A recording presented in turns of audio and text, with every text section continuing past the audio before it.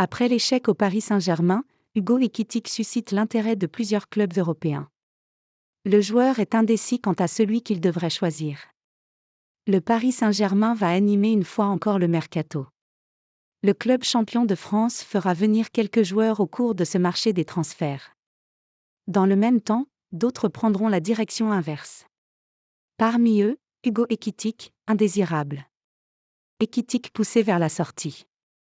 Alors qu'il a tout fait pour rester au club francilien lors du dernier mercato estival, Hugo Ekitike devrait voir ailleurs cet hiver.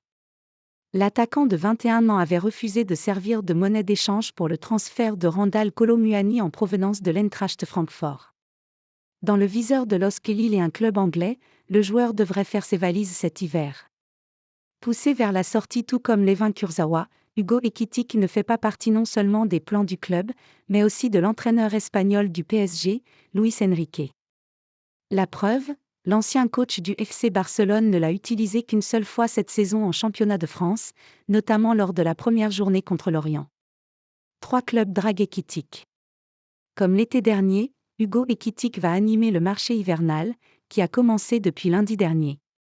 En effet, l'attaquant de 21 ans, en manque de temps de jeu au Paris Saint-Germain, va voir ailleurs cet hiver.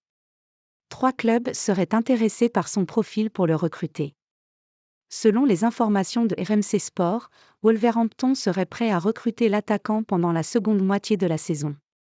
Les Wolves entretiennent de bonnes relations avec la direction sportive du PSG.